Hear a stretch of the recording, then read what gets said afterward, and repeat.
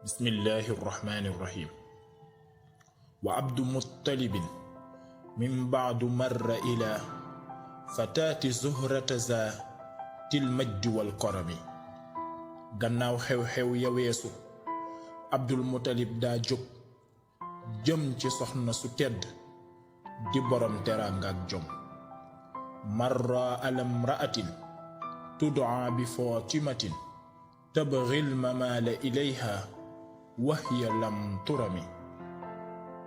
mu ànd ak Abdullahi Fatimata di jéema sàkku ci Abdullahi waaye boobu jengul jëm ca moom.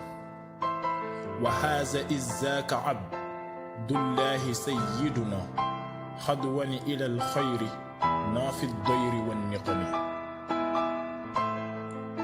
boobu fukki at ak juróom ñett ci la tollu woon